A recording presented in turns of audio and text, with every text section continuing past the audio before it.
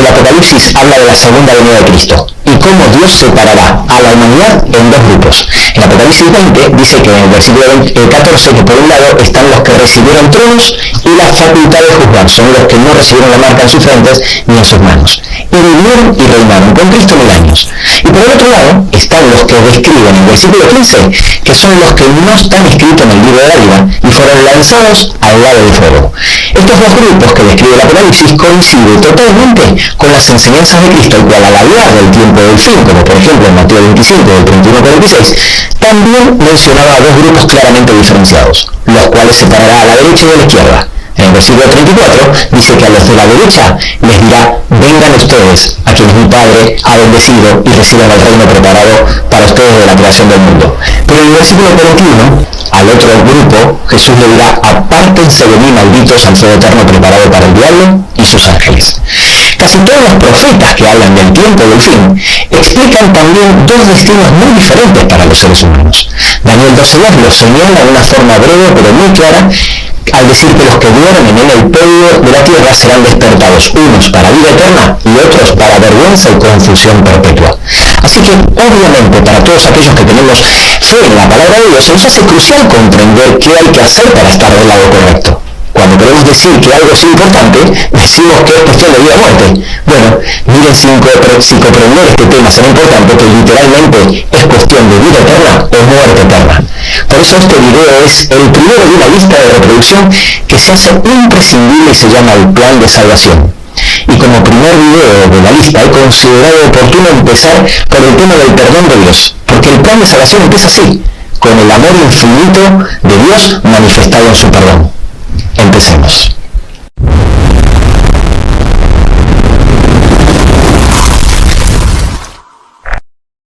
Con todas las enseñanzas de la Biblia es fácil irnos a los dos extremos y perder el equilibrio. Y el tema del perdón de Dios no es una excepción. Hay creyentes que el sentimiento de culpa los aplasta y les cuesta mucho perdonarse a sí mismo y no consiguen ver con claridad el perdón de Dios, o por lo menos no cree que los alcance. Esta es una realidad mucho más frecuente de lo que pensamos en el cristianismo. Tal es así que hay muchos cristianos que no se perciben salvos. ¿Y qué es no sentirse salvos sino no sentirse perdonados? Por otro lado, están los que al descubrir el infinito amor de Dios manifestado en su perdón, llegan a la conclusión que no importa lo que hagan o cómo vivan, al final ese perdón los alcanzará a todos. Concepto totalmente contrario, por cierto, a lo que enseñan los versículos que hemos leído en la introducción de este video y muchísimos otros. Mi intención es abarcar esta temática a lo largo de esta lista de reproducción, pero en este video quiero limitarme a describir el perdón de Dios con la absoluta seguridad que me quedaré muy corto, como un niño que quiere vaciar el océano en su balde de juguete. Lo primero que me gustaría hacer es analizar el significado del verbo perdonar a través de la etimología de la palabra. Me encanta la etimología de las palabras porque nos enseñan muchas cosas.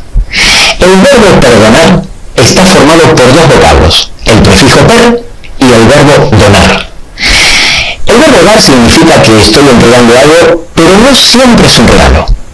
Puedo entregar algo porque lo debo, porque me pagaron, o porque es una obligación. Pero el verbo donar es diferente. Nos indica que se está entregando algo sin que se haya pagado por ello. Una donación, siempre, en todos los casos, es un regalo.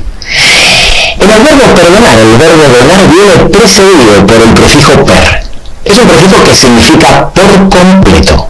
Por ejemplo, la definición de durable es duradero, pero si yo busco la definición de perdurable, dirá que dura mucho tiempo.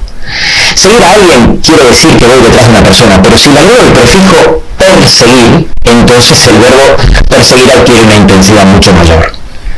En química, por ejemplo, cuando el elemento químico tiene 4 valencias, para diferenciarlo en cada una de ellas se modifica el nombre cambiando la terminación y luego agregando un prefijo. Cuando tiene la valencia más alta, la cuarta, el prefijo que se le agrega es per. Así que, por definición, el perdón es una donación pero de forma superlativa. El perdón no es jamás a medias, no es una disculpa, sino que debe ser por completo y perfecto. Entendiendo esto como punto de partida, quiero decirles que el perdón de Dios no tiene nada que ver con nuestro perdón. A al ser creados a imagen y semejanza de Dios, compartimos muchas características de nuestro Creador. Por ejemplo, Dios nos llama a ser santos como Él es santo, pero nuestra santidad no tiene nada que ver con la santidad de Dios. Él es santo por naturaleza. Nosotros creamos vida al procrear hijos, pero nuestra capacidad de crear vida no tiene nada que ver con la capacidad de creación de Dios. Él crea por su palabra de la nada. De la misma forma, nosotros podemos perdonar, porque hemos sido creados a su imagen y semejanza, pero no tiene nada que ver nuestro perdón con el de Dios. ¿En qué sentido es diferente? Bueno, en todo. Por ejemplo, cuando nosotros perdonamos, no restauramos la relación. Dios sí. Cuando nosotros perdonamos, no quitamos la culpa. Dios sí. A nosotros el perdón nos puede salir barato. A Dios le salió carísimo. Si alguien te roba una bicicleta y tú decides perdonarlo, ¿cuánto te costó el perdón? Una bicicleta. Pero en el caso de Dios no es así, porque Él es el juez de todo el universo. Entonces, ¿cómo es posible? ¿Cómo hace Dios para odiar el pecado, pero aún así amar al pecador? ¿Cómo es posible que Él haga culpable al inocente a fin de convertir en inocente al culpable? ¿Cómo hace Dios para restaurar la relación a través del perdón? ¿Cómo es posible que Él me quita la culpa ante Él, ante mí, ante todo el universo? ¿Cómo es posible que un ser todopoderoso, perfecto y santo se preocupe en borrar las iniquidades de gente indigna como tú y como yo a un precio tan alto? Bueno, el perdón de Dios es tan amplio y tan complejo que se expresa en la Biblia a través de 4 palabras. 4, ni 3 ni 5. Algunas más raras que otras. Esas 4 palabras son propiciación, redención, remisión y expiación. Son todas palabras legales, es decir, de terminología jurídica, porque la Biblia es un libro legal en sí misma. Habla de juicios, hay pactos que son contratos, está Satanás, que significa el acusador, que es el fiscal, hay un juez, un abogado, etc. Y ya veréis qué interesante, cuando avancemos en el plan de salvación, veremos cómo este gran conflicto entre Jesús y Satanás es un conflicto legal. Por eso casi todos los profetas, y especialmente el Apocalipsis, hablan tanto del juicio, o los juicios, ya que en realidad hay más de uno. Las 4 palabras tienen significados diferentes, pero las 4 acciones fueron realizadas por Cristo en la cruz.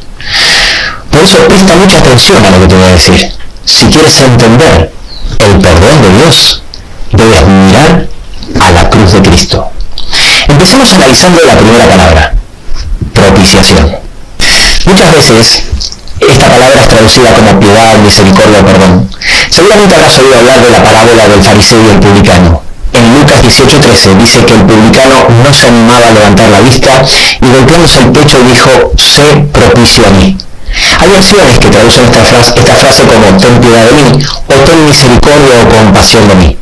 Y esto lo hacen para que el texto sea más entendible para el lector promedio que tal vez desconozca el significado de la palabra propiciación.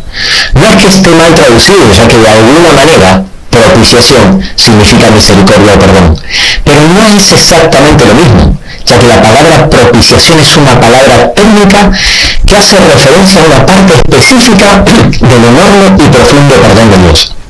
Por eso es tan importante leer diferentes versiones. La palabra propiciación es la palabra griega hilasmos, que significa aplacar la ira de Dios. El Señor no soporta el pecado porque ve sus consecuencias cada día. No lo tolera, simplemente no lo puede consentir. Lo repudia. En definitiva, es incompatible con su naturaleza santa y la presencia del pecado es innegociable en el universo y debe ser extirpado para siempre. Imagínate que alguien cometió un delito, iba conduciendo borracho por la calle y atropella a un niño pequeño el cual muere. Entonces va a juicio para ser juzgado y justo le toca un juez el cual hace años también perdió a su hijo pequeño porque un hombre ebrio conduciendo lo atropelló. Entonces, cuando el acusado cree que todo está perdido, se entera que el abogado que lo defenderá en el juicio es el hijo mayor del juez. Y entonces le da esperanza, porque ¿quién mejor que su propio hijo para aplacar la ira de su padre? Por eso Jesús es nuestro abogado, porque Él aboga, es decir, intercede en nuestro favor. En 1 Juan 2, del 1 al 2, Él dice, estas cosas escribo no para que pequéis, pero si alguno hubiere pecado, abogado tenemos para con el Padre a Jesucristo el justo. y Él es la propiciación por nuestros pecados, usando aquí Juan la mismísima palabra gismos.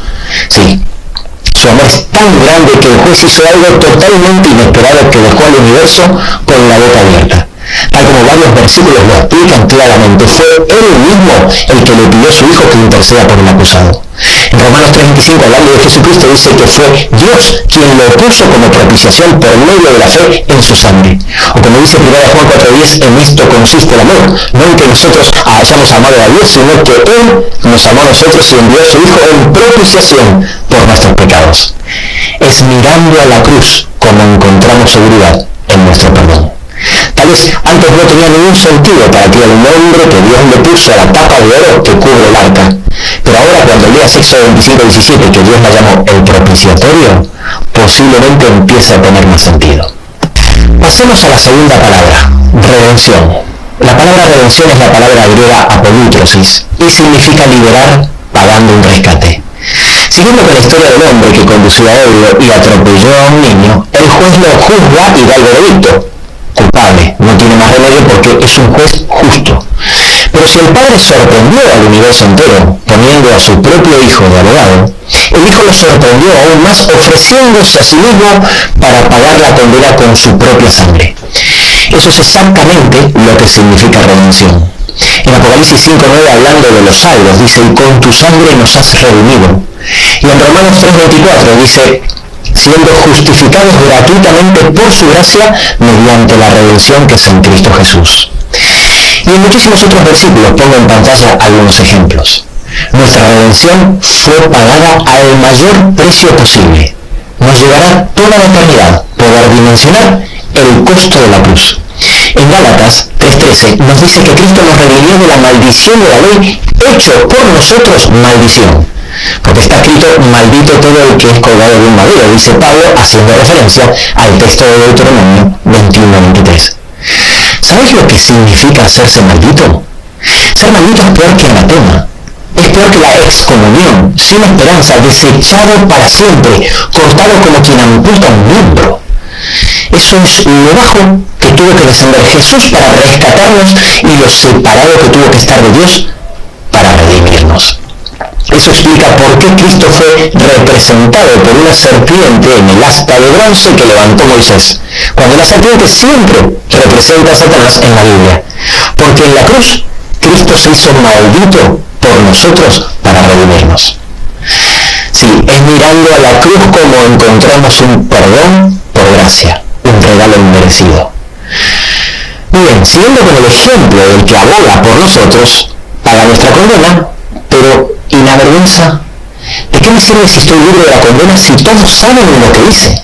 Ahí entra en juego otra faceta del perdón de Dios, expresada en la siguiente palabra: remisión. Remisión es la palabra griega áfesis, que significa enviar lejos nuestras transgresiones. Hemos sido perdonados de la condena de la muerte. Cristo, nuestro abogado, nos redimió del castigo. Pero Dios, Jesús y el resto de los seres celestiales siguen sabiendo lo que hicimos. ¡Qué vergüenza! ¿Cómo podré siquiera mirarlos a la cara? Piénsalo por un momento. ¿Cómo se vería un asesino que fue perdonado por un juez? ¿Alguna vez te preguntaste qué sentirá el rey David cuando se encuentra en el cielo con Urías Eteo, el esposo de Isabel? Para los que no conocen la historia, Urías era un soldado honesto y valiente de David y temeroso de Dios. Al rey David le gustó su esposa Betsabé y adulteró con ella mientras su marido Urías estaba en la batalla. Al poco tiempo, al enterarse David que la dejó embarazada, mandó a matar a Urías y se quedó con su esposa. Después de esto, el profeta Natán lo amonesta duramente, y David, aunque sufre las consecuencias de su pecado y su hijo muere, él, siendo adúltero, mentiroso y asesino, se arrepiente sincera y profundamente y Dios lo perdona. ¿Sabéis lo que dijo Dios luego de David? En 1 Reyes 9:4 dice que anduvo con integridad de corazón. Y en 1 Reyes 11:4 dice que el corazón de Salomón no era perfecto como el corazón de David. Pero Señor, David no era un asesino. ¿Ya te olvidaste? Y Dios dice sí. ¿Quién me olvidó? Cuando Dios dice que perdona y que olvida, olvida de verdad. Y la palabra remisión está relacionada con esto. Por eso en Hebreos 10, del 17 y 18 dice, Dios dice que nunca más me acordaré de tus pecados y transgresiones, pues donde hay remisión, áfesis, de estos no hay más ofrenda del pecado. Esto también lo hizo posible Cristo en la cruz por nosotros, porque como dice Hebreos 9:22, sin derramamiento de sangre no se hace remisión. Por eso en la última cena, cuando Cristo partió el pan y dio a beber del jugo de la vida a sus discípulos, en Mateo 26:28, dice, esta es mi sangre del nuevo pacto que por muchos es derramada para remisión de los pecados. Remisión. Enviar lejos nuestras transgresiones. A esto se refiere Dios cuando en Isaías 43:25 dice, yo soy el que borro tus rebeliones por amor de mí mismo y no me acordaré de tus pecados. Es mirando a la cruz donde encontramos un perdón total y eficaz. Pero aún falta la última palabra. Aún hay un tema sin resolver. Dios envió a su Hijo para interceder y el Hijo pagó el rescate y es posible borrar nuestros pecados para que no sintamos vergüenza ni haya rencor. Pero ¿quién me quita la culpa? Especialmente si hicimos algo grave. ¿Te imaginas cargar toda la eternidad con el peso de la culpa en un paraíso inmerecido? Aquí es donde entra la cuarta palabra. Expiación. La palabra expiación ha sido muchas veces confundida por la palabra propiciación, pero su significado es muy diferente. En las religiones paganas es la persona que comete una falta la que debe reparar o restituir mediante penitencia o castigo. Pero en la Biblia no es así. Aunque nosotros ofendimos a Dios con nuestros pecados, es Él el quien lo expió por nosotros. La expiación en la Biblia proviene de la palabra hebrea kafar, una forma verbal de Kippur, y aparece más de 100 veces en el Antiguo Testamento. Y el significado concreto de expiación en hebreo es cubrir o remover. Cubrir o remover una transgresión. Cuando Adán y Eva pecaron, lo primero que se apoderó de ellos fue un sentimiento de culpa tan grande que se sintieron desnudos. Y ante este sentimiento, querido amigo, no existe ropa en todo el universo que nos pueda vestir, excepto la que nos ofrece Cristo. Es eso lo que justamente hizo nuestro amado Salvador. Él extiende un manto de justicia sobre nosotros y es la eficacia de su sangre la que cubre y remueve el pecado que nos impedía llegar a Dios. Él cubrirá y removerá para siempre todo vestigio del mal que cometieron sus redimidos, incluso el recuerdo de sus mentes. En Isaías 61:10 dice, en gran manera me gozaré en Jehová. Mi alma se alegrará en mi Dios porque me vistió con vestidos de salud y rodeóme de manto de justicia. Y Romanos 4:7 dice, bienaventurados aquellos cuyas iniquidades son perdonadas y cuyos pecados son cubiertos. Es mirando a la cruz como encontramos un perdón absoluto. Lo que Cristo logró en la cruz es verdaderamente extraordinario y no tiene parangón. El tratamiento de nuestros pecados en la cruz es una obra cuyo diseño es divino y será tema de estudio en la eternidad. Y recuerda que en la comprensión de este tema más que nunca puede estar la salvación eterna tuya y la de tu familia. ¿Sabes por qué? Porque la salvación está en la cruz de Cristo.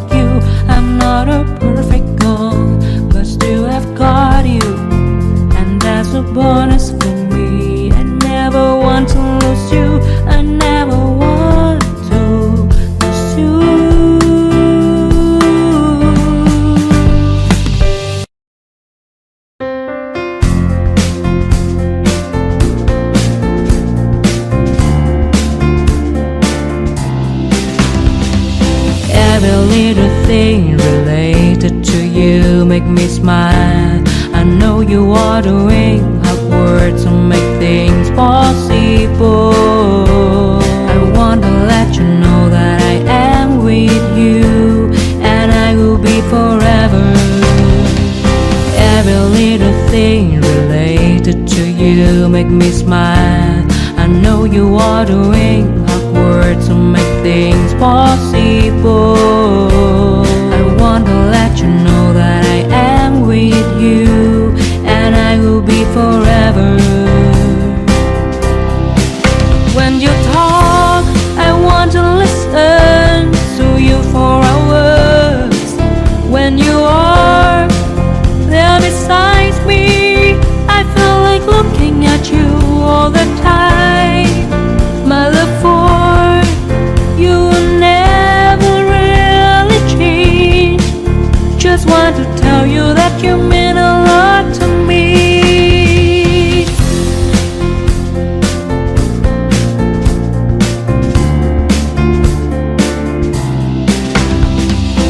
Every little thing related to you make me smile. I know you are doing hard work to make things possible.